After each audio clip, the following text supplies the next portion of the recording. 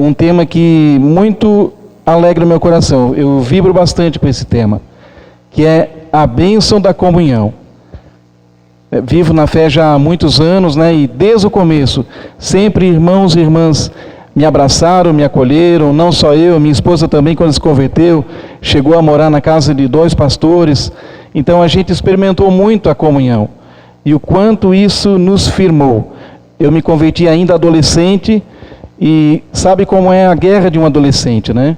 Então todos os dias, quando eu me converti, tinham ali os jovens e adolescentes da igreja que estavam ali, ó, me abraçando, me incentivando, orando comigo para eu não desistir. Então eu sei o quanto é preciosa a comunhão, né? E eu queria compartilhar com vocês o significado dessa palavra comunhão. Comunhão significa koinonia. No original grego é koinonia. Está ligado ao companheirismo, compartilhamento, no caso da nossa fé. E contribuição com o próximo e para com a obra de Deus. No dicionário português, em alguns deles, fala muito que comunhão significa a realização de algo em comum. E também a sintonia de sentimentos entre nós. A sintonia no nosso modo de agir e também no nosso modo de pensar. Uma sintonia, amém? Uma unidade. Quero compartilhar com vocês um texto que está lá em 1 João 1,7. Quem tem a Bíblia pode abrir. O apóstolo João aqui respalda a importância da comunhão. Se porém andarmos na luz como Ele está na luz, temos comunhão uns com os outros, e o sangue de Jesus, o seu Filho, nos purifica de todo o pecado. A comunhão, queridos, acima de tudo, é um princípio da palavra de Deus. Ela é essencial para a vida do cristão. Nós precisamos da comunhão de uns para com os outros. É um dos valores básicos da igreja cristã. É um pilar fundamental para o crescimento espiritual da vida de cada um. Inclusive aqui no nosso banner, você pode ver aqui, nos nossos valores consta ali, ó, consagração, que é a nossa vida com Deus, e qual é o outro pilar muito importante? Comunhão. Amém? Então é muito preciosa a nossa disposição de querer viver em comunhão. É muito importante isso. Falar de comunhão nos dias de hoje, amados, está um pouquinho estranho, né? Está um pouquinho esquisito. Porque por um outro lado, tem toda uma cultura e um sistema aí pregando contra, né? A gente vê diariamente jornais dizendo fique em casa, a ciência dizendo não saia, né, para você se cuidar e tal. Tudo bem, tem pessoas ali com comorbidades, né, pessoas que realmente são de um grupo de risco que é importante se cuidar nesse momento, mas por um outro lado, querido, a gente precisa tomar cuidado com o lado espiritual disso. É o inimigo das nossas almas tentando esfriar a nossa vida, tentando esfriar a nossa fé, tentando paralisar o nosso caminhar com Deus. Porque o que acontece, ó, no mundo espiritual são demônios assim, que tentam afastar o nosso coração da presença do Senhor. E sutilmente eles agem nessa época de pandemia agora para trazer um esfriamento na mente de cada um. Porque, olha só, a gente sai todo dia para trabalhar, a gente vai sempre ao supermercado, vai em farmácia, a gente vai em eventos de família, aniversários, festas, né? E parece que quando é alguma coisa para o reino de Deus, para a igreja, o dia da célula ou o culto, poxa, parece que vem uma voz negativa, uma voz contra, né? Fica em casa. Principalmente no começo da pandemia, isso pegou muito forte.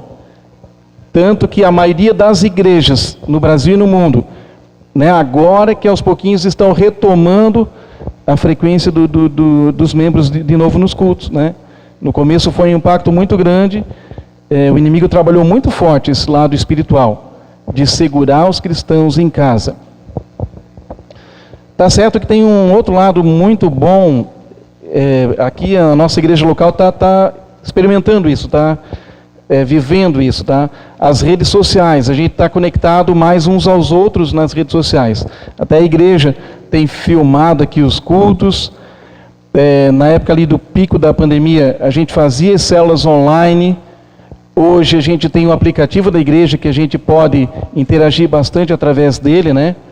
Ali tem os vários comunicados, as programações da igreja, bastante informação que é passada para nós diariamente.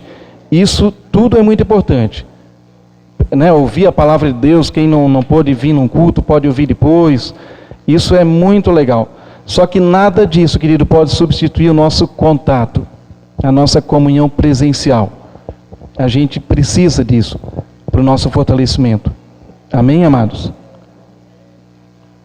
A gente via lá na igreja de Atos, eu já vou abrir esse texto com vocês, como era essencial a comunhão, e isso gerava muito crescimento, era natural o crescimento espiritual da igreja de Atos por conta da comunhão.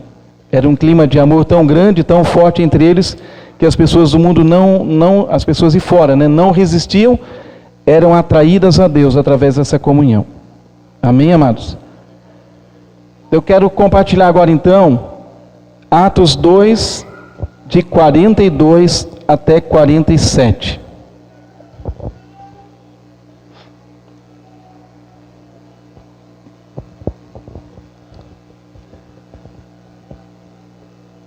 Eles, os discípulos, se dedicavam ao ensino dos apóstolos e à comunhão, ao partir do pão e às orações.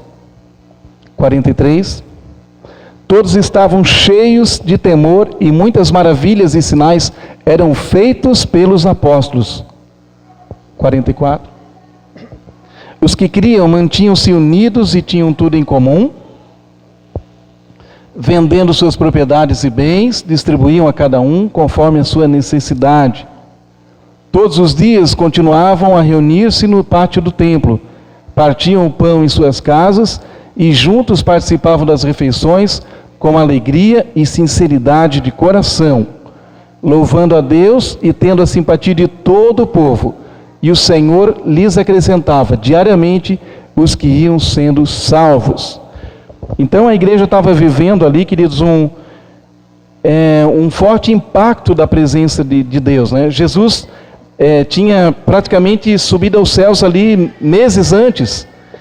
Eles viveram muito recente a experiência de Jesus aqui na face da terra. E os apóstolos que caminharam com Jesus, então, dias atrás tinham recebido ainda as últimas instruções dele para continuarem a obra, para viverem o cristianismo. Então essa igreja estava vivendo um forte impacto. Um pouco antes, no capítulo 1, não precisa ler agora, fala isso. Jesus, depois que ele subiu aos céus, ele ainda permaneceu mais uns 40 dias na terra. Nesses 40 dias, ele conviveu bastante com os discípulos, com os apóstolos, com os mais allegados, e ele compartilhou muitas coisas do coração dele, da vontade dele, e que em breve ele iria, mas ele deixaria o Espírito Santo. Ele falou que dias depois dele subir aos céus, o Espírito Santo seria derramado sobre toda a carne. E realmente isso aconteceu. No dia que Jesus subiu, então, né, os apóstolos viram ele subindo. Um pouquinho antes ele falou, né, em breve, dias depois, vocês vão receber o batismo do Espírito Santo. E vocês serão minhas testemunhas, tanto em Jerusalém, quanto em Judeia, Samaria e até os confins da terra. Daí Jesus subiu aos céus, e o capítulo 2 já começa a relatar então que aconteceu o dia de Pentecostes. O povo de Deus estava reunido no local, e de repente o Espírito Santo veio, se manifestou de forma tremenda e poderosa no meio dos cristãos ali. A Bíblia relata que eles receberam como um dos sinais da presença do Espírito Santo ali, os dons de língua, né? Muitos começaram a falar ali em várias línguas. E naquela época ali em Jerusalém tinha muitos visitantes de outras nações, e eles estavam compreendendo a linguagem que esses irmãos ali estavam falando, e o que eles estavam falando em línguas era uma linguagem de adoração ao Senhor, falando das maravilhas e das grandezas de Deus. Olha que tremendo, né? Então isso foi um impacto muito grande, um impacto tremendo. Aquela igreja ali estava vivendo debaixo desse impacto, debaixo dessa dimensão de glória, de poder do Senhor. Amém, querido?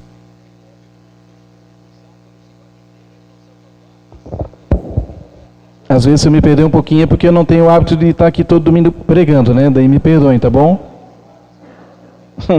Amém.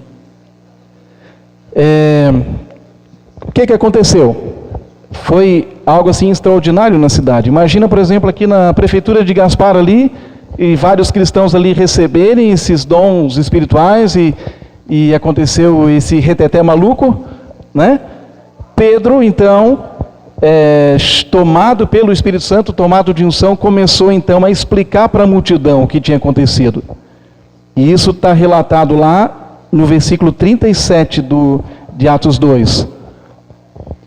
Quando ouviram isso, ficaram aflitos em seus corações e perguntaram a Pedro e aos outros apóstolos: irmãos, que faremos? Pedro respondeu: arrependam-se e cada um de vocês seja batizado em nome de Jesus para perdão dos seus pecados e receberão o dom do Espírito Santo.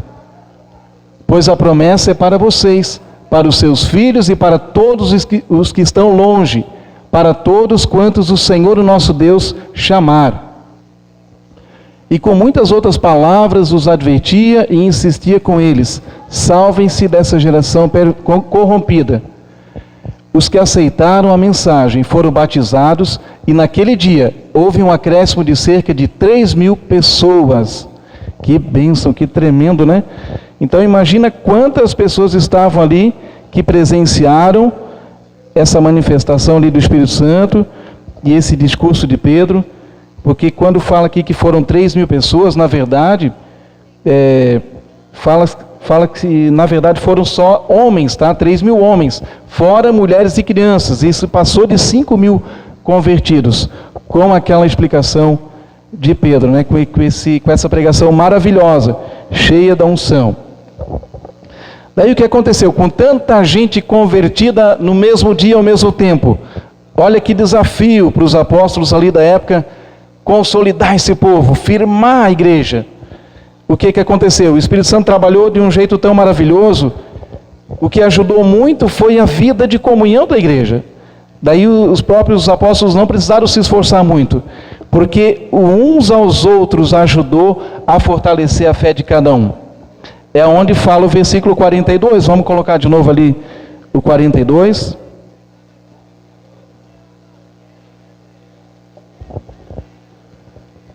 Olha só, os cristãos se dedicavam ao ensino dos apóstolos e à comunhão. Ensino dos apóstolos, em outras palavras, eles se dedicavam a obedecer a palavra de Deus. Naquele tempo não tinha a Bíblia como nós temos, a Bíblia aqui impressa ou no celular, né?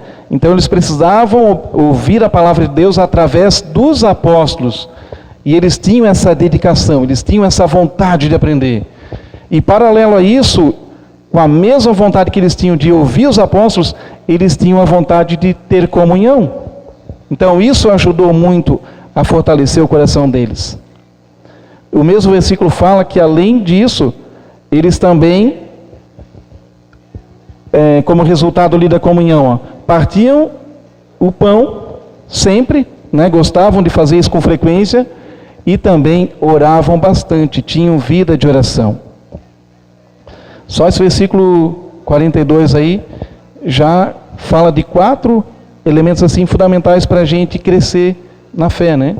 Que é se dedicar ao ensino, ou seja, querer aprender as coisas de Deus, viver a vida de comunhão, viver a vida de partir o pão, que é gostar de estar junto, de se encontrar, de conversar, amém?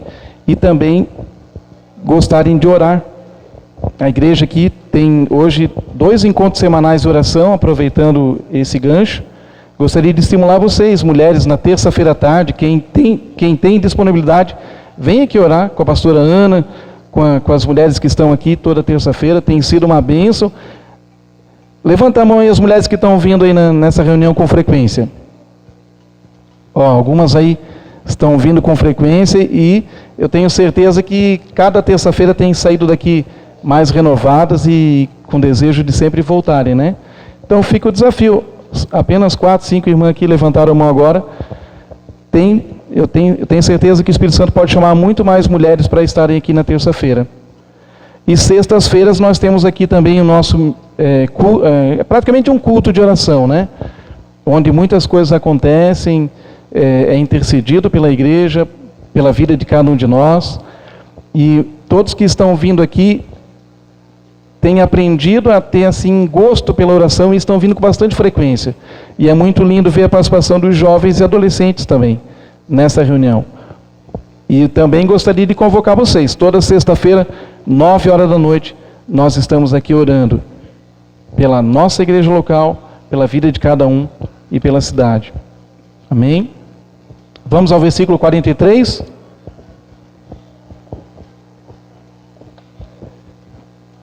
Por causa desses elementos aí que a gente falou, né, no versículo 42, todos estavam cheios de temor e muitas maravilhas e sinais eram feitos pelos apóstolos. Então era tão intensa a vida de comunhão, o desejo de estar juntos, tal, que começou a fluir naturalmente assim, uma unção de cura, uma unção, né, de maravilhas no meio deles. Muitas pessoas vinham até os apóstolos, eram feitas orações e essas pessoas eram curadas. Será que esse mover é só para aquele tempo? Ou é possível nesses dias o Espírito Santo voltar a operar dessa maneira? Amém? Vamos, assim, desejar, profetizar que aconteça maravilhas no nosso meio de novo. Amém? Aleluia. Glória a Deus, né? Versículo 44. Os que criam mantinham-se unidos e tinham tudo em comum. 45. Vendendo suas propriedades e bens, distribuíam a cada um conforme a sua necessidade. Também impactados aí pelo mover de Deus, né? Um clima de unidade, de amor uns pelos outros. Eles não podiam ver alguém passar necessidade naquela época, né? Se precisasse, eles vendiam até as suas propriedades para poder repartir com aquele que não tinha. Olha só que nível de amor, que nível de comunhão que a igreja experimentou ali no primeiro século. Versículo 46. Todos os dias continuavam a reunir-se no pátio do templo, partiam o pão em suas casas e juntos participavam das refeições, com alegria e sinceridade de coração. Era tão forte a presença do Senhor no meio deles que eles gostavam de se reunir só de vez em quando? Não, né? Esse texto aí está nos dizendo que eles se reuniam todos os dias. Era um prazer para eles estar juntos. Seja no pátio do templo, né, que para o nosso contexto de hoje seria a igreja local, ou seja na casa, ali como está no versículo 42 também. E o verso 47 também fala o resultado dessa comunhão contagiante que a igreja tinha. Eles louvavam a Deus e tendo a simpatia de todo o povo. E o Senhor lhes acrescentava diariamente os que iam sendo salvos. Me chama muita atenção esse versículo, queridos, porque a igreja, ela automaticamente, de forma natural, ganhava as almas para Jesus. De tão lindo que era o mover de unidade, de amor, de comunhão que existia no meio deles. E hoje em dia, para a gente refletir, né, na igreja institucional, o que está acontecendo? A gente vê muitas pessoas se escandalizando com o que acontece, né, no meio das denominações. A gente vê muita igreja sendo muito agressiva em pedir dinheiro. A gente vê também, às vezes, muita gente fofoqueira dentro das igrejas, né? Eu que já trabalhei assim em fábrica, por exemplo, como eu ouvi falar, aquelas crentes lá ficam fofocando, não sei o quê. É triste isso, né? E também trabalhei com comércio, muita gente fala, aqueles crentes lá ficam devendo na minha loja. Então é para a gente refletir como está o cristianismo hoje. A gente precisa ser uma geração diferente, né? Espero que isso que eu citei aqui não tenha nada a ver com a igreja local aqui, né? Mas se no contexto geral acontece muito isso. A fama da igreja está um pouquinho em baixa, né? A gente precisa olhar esses princípios aqui que Atos, a igreja primitiva vivia, para a gente poder impactar o mundo, para a gente influenciar as pessoas. Amém, amados? É da vontade do Senhor Jesus que a igreja viva uma vida de comunhão e uma vida de unidade. João 17, de 20 a 23, ele orou ao Pai, clamando pela nossa unidade. Vamos ver esse texto juntos? Eu gosto bastante de ler a palavra junto com vocês, porque é ela que fala no nosso coração, né? Jesus aqui clamou, ó, minha oração não é apenas por eles, rogo também por aqueles que crerão em mim. Ó, aqueles que crerão em mim estão aqui nessa noite hoje, amém? Aleluia. Por meio da mensagem deles, para que todos sejam um. Pai, como tu estás em mim e eu em ti, que eles também estejam em nós, para que o mundo creia que tu me enviaste.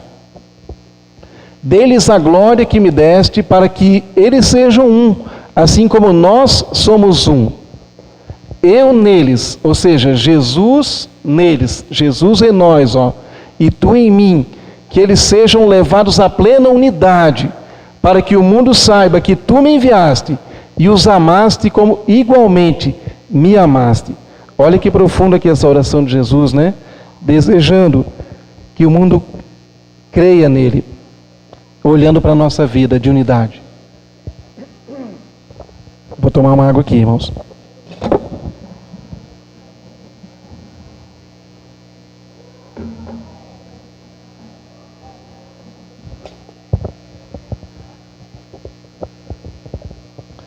E por causa dessa unidade, que a gente pode vivenciar muitas coisas, experimentar muitos benefícios por conta da comunhão que a gente pode ter no Senhor, né?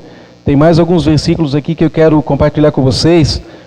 O primeiro deles, o benefício da igreja ser unida, é que pode haver uma grande manifestação dos dons espirituais no nosso meio. 1 Coríntios 12 fala sobre isso. 1 Coríntios 12, 4. Bom, a irmã ali vai colocar no ponto para nós. 1 Coríntios 12, a partir do versículo 4. Deixa eu ler aqui na folha, enquanto ela acha lá.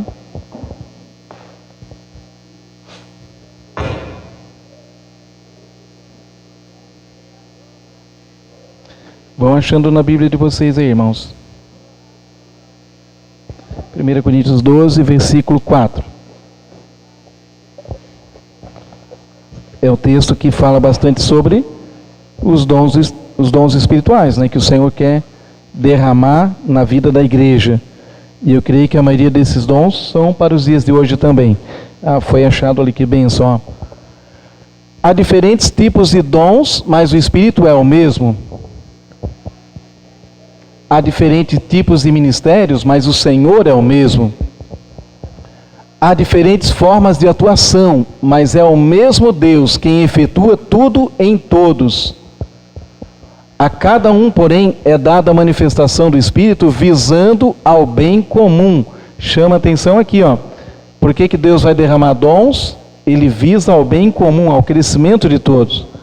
Verso 8 agora. Pelo Espírito, a um é dada a palavra de sabedoria, a outro, pelo mesmo Espírito, a palavra de conhecimento, a outro, fé, pelo mesmo Espírito, a outro, dons de curar, tem mais um dom ali, voltando no 9, e pelo único Espírito, agora o 10, e a outro, poder para operar milagres, a outro, profecia, a outro, discernimento de espíritos, e a outro, variedade de línguas, e ainda a outro, interpretação de línguas. Todas essas coisas, porém, são realizadas pelo mesmo e único Espírito, e Ele as distribui individualmente a cada um como Ele quer. Então, olha, esse é um benefício maravilhoso da igreja andar junta, andar em unidade. Daí eu pergunto a você, se nós nos isolarmos como cristãos, como é que a gente vai poder vivenciar os dons do Espírito Santo na nossa vida? Não é verdade? Vamos parar para refletir um pouquinho sobre isso. Muita gente hoje prega na internet ali, você não precisa ir na igreja, não precisa congregar, né? Mas como é que a gente vai vivenciar, experimentar o dom, usar o dom para abençoar, se a gente não tiver a comunhão presencial? Outro benefício, querido, dessa comunhão presencial Está aqui agora em 1 Pedro 4:8. Nós somos uma geração que tem bastante problemas emocionais. A gente é assim pressionado dia a dia por muita coisa assim que pode fazer a gente de repente pecar e a nossa consciência pesar. Olha o que está dizendo aqui, ó. Sobretudo amem-se sinceramente uns aos outros, porque o amor perdoa muitíssimos pecados. Então, acontece isso entre nós, e isso aconteceu quando eu era jovem também. A gente acaba às vezes caindo, pecando, e como é importante ter um amigo do lado, um irmão. Ó, irmão, estou com dificuldade nessa área, ore por mim, eu não quero mais errar, eu não quero mais pecar, eu quero continuar crescendo. Então, essa liberdade de poder compartilhar as minhas dificuldades, isso é muito importante no nosso caminhar cristão, né? E a palavra de Deus diz que o amor tem um poder assim de perdoar pecados. Isso é muito forte, porque a partir do momento que eu compartilho, por exemplo, com o Antônio, uma dificuldade minha, ele ora, né, eu compartilhei, ele ora por mim e imediatamente o Espírito Santo ali opera, eu sou curado, né, eu volto a ficar limpo de coração, e vice-versa. É assim que o Espírito Santo quer operar na igreja. Aleluia. Outro benefício muito maravilhoso da comunhão está em Tiago, capítulo 2. Vamos dar uma olhadinha ali. Versículos 15 e 16. Tiago 2. Se um irmão ou uma irmã estiver necessitando de roupas e do alimento de cada dia, e um de vocês lhe disser, vá em paz, aqueça-se e alimente-se até satisfazer-se, sem porém lhe dar nada, de que adianta isso? Aqui é uma advertência, né, de Tiago, que a fé sem obra é morta. Então a gente precisa ver o irmão, enxergar a necessidade que ele tem e poder ajudar ele na hora da angústia, na hora da necessidade, na hora que ele fica desempregado, na hora que ele passa por uma dificuldade muito grande na área financeira, a ponto de às vezes não ter dinheiro para comprar o alimento do mês. E aqui na igreja nós temos hoje também o ministério de cesta básica, que a gente, né, oferta aqui os alimentos e distribui na medida que o pessoal tem necessidade.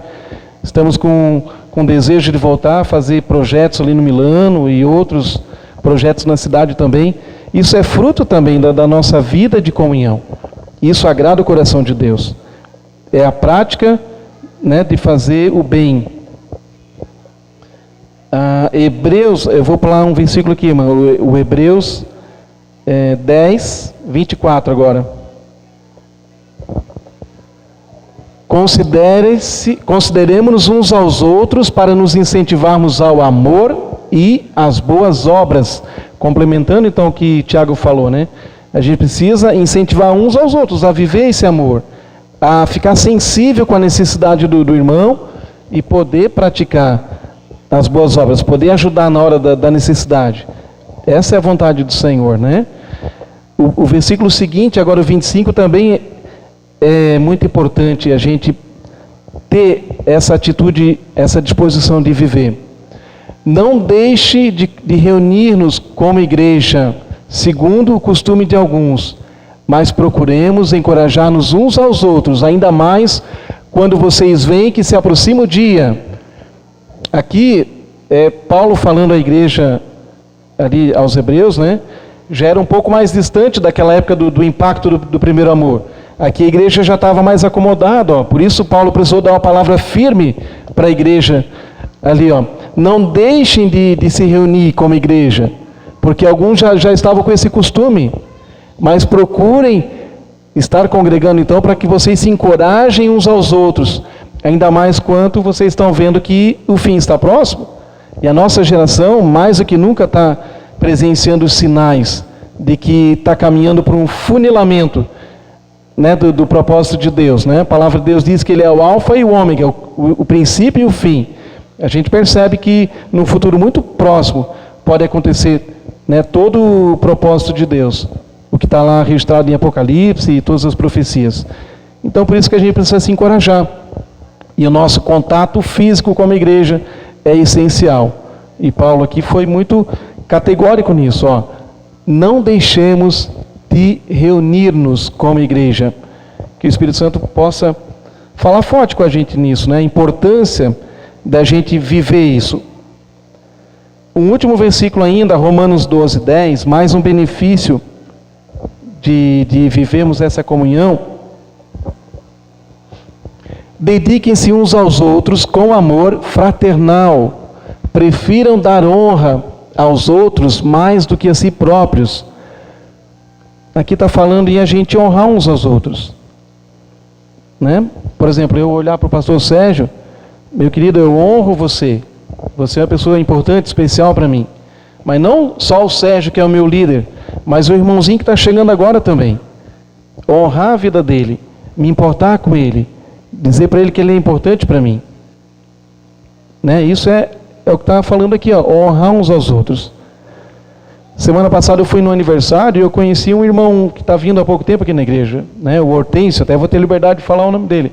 Foi gostoso ter uma comunhão com esse novo irmão, que eu tenho aprendido a conhecer agora, né? A gente começou a se relacionar ali, brincamos juntos naquela tarde. Como é bom, né?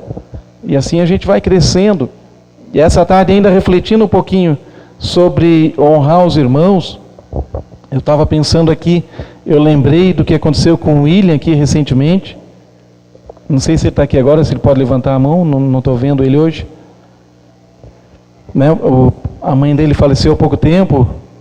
Como a igreja foi muito importante naquele momento ali, para poder dar uma assistência para ele se sentir amado, para ele se sentir valorizado, né? O Senhor não me abandonou, né? A presença da igreja, a presença dos irmãos, como foi lindo aquele velório, aquele dia que, poxa, tinha muita gente aqui, eu me surpreendi, uma terça-feira à tarde, como? Segunda, né? Segunda-feira à tarde, estava aqui cheio, gente, todo mundo ali junto com ele, foi fantástico, foi tremendo, então isso impactou a vida dele. Tivemos recentemente outra irmã aqui que perdeu sua mãe, a Neuza. Eu tenho certeza que as mulheres da igreja, da célula, também puderam dar uma palavra de consolo para ela, e ela se sentiu mais fortalecida com esse consolo. Daí eu estava hoje pensando, lembrei desses dois casos, e eu pensei, poxa, eu estou aqui em Gaspar já há 8 anos, eu tenho mais de 20 primos aqui, né, que são da minha parentela. Nenhum deles até hoje veio me visitar, ou vice-versa. Tu vê como não há vínculo, não há comunhão entre parentes, pelo menos na minha família tem sido assim. E já com a igreja, como é fantástico, né? O nível de comunhão que a gente tem aprendido a desenvolver, de como isso é gostoso, né? Daí chega uma hora assim, né, que, por exemplo, minha mãe faleceu há 4 anos atrás, tu tem o consolo dos irmãos, e isso faz muita diferença. Os parentes vão ali no... A gente tem procurado assim viver um pouquinho, né? A gente quer crescer muito mais nisso. Mas esses irmãos, eu acho que podem compartilhar um pouquinho que eles estão experimentando, estão vivendo isso no dia a dia na célula. Eu queria chamar primeiro aqui o Daniel, então. Pode chegar, irmão. Diga que tem outro microfone para ele. Só um pouquinho, mano.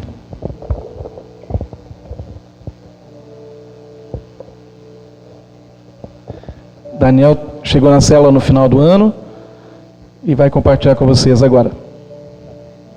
Fala, igreja.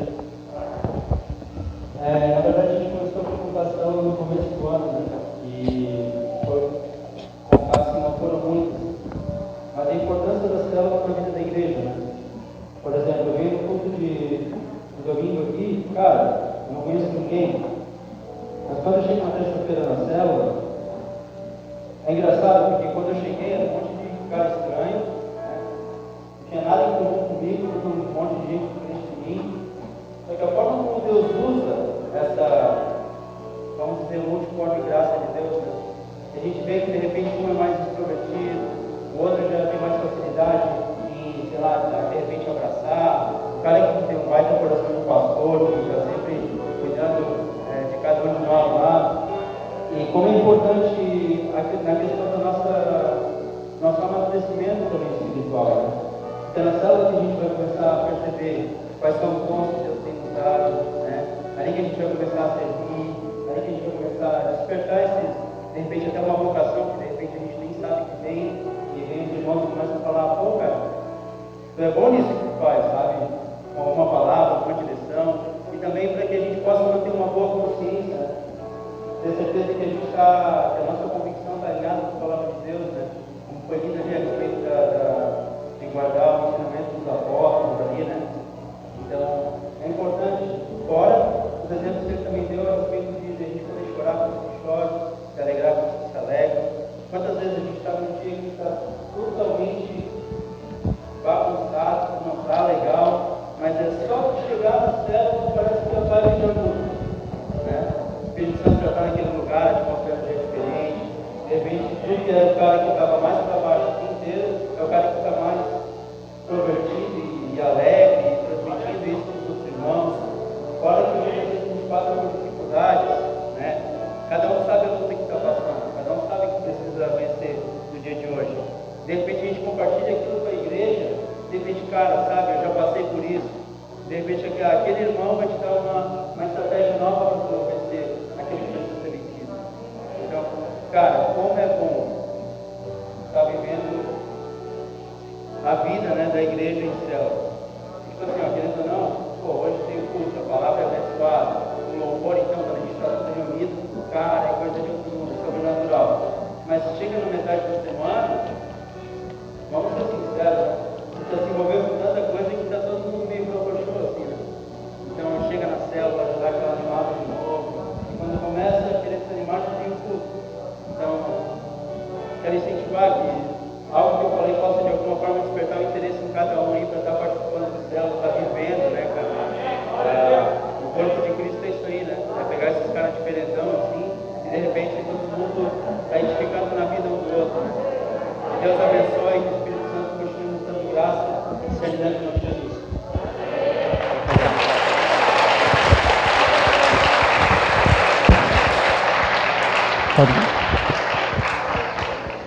Glória a Deus. Irmã Vanessa também vai compartilhar agora conosco.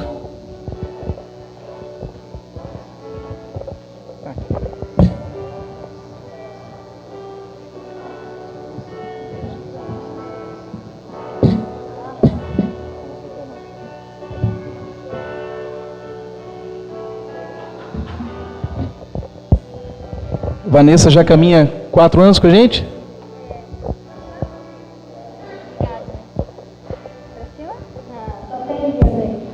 Pode falar, mano. Eu acho que as coisas são muito mal para colocar no estudar. Então, acho que faço das minhas palavras, das do Daniel, e o que eu tinha pensado, assim, tem tantas maravilhas que Deus fez na minha vida através de pessoas, que eu não sei nem qual escolher. Mas algo que foi muito marcante para mim foi quando eu estava esperando o Valentim, o meu filho, que é algo que mexia muito comigo. Falava no hospital, a Vanessa já corria, não queria saber. E foi uma cura tão grande na minha vida através de cada irmão daquela célula intercedendo por mim. E quando chegou perto do tempo dele nascer, eu sentia que era uma conexão com Deus também, porque estava vindo um filho que ele escolheu, que ele projetou, mas a minha carne estava muito preciosa e não estava querendo aquilo. E eu recebi uma palavra da luz que me fortalece até hoje.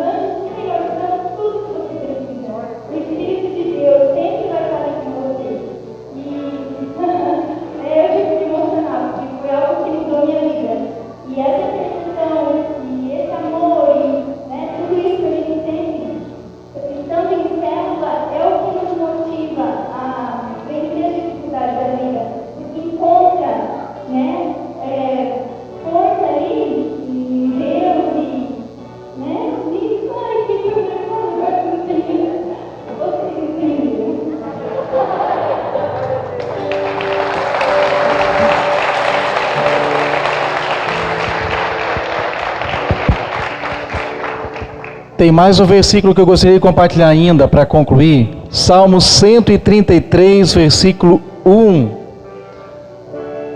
A palavra fala ali, ó: como é bom e agradável viverem unidos os irmãos. Amém? É isso que diz esse salmo. E é verdade, viu, queridos? Eu caminho há muitos anos na fé e o que tem, assim, me ajudado bastante a perseverar, a continuar firme, é o carinho dos irmãos. É o abraço, é a palavra amiga, é o conselho, é a admoestação, como diz a Bíblia. É muito precioso, tá? Eu queria que você fechasse o teu olho um pouquinho, nesse momento. Eu quero estimular você, que ainda não se sente assim envolvido de fato, de verdade, você que de repente não tinha compreendido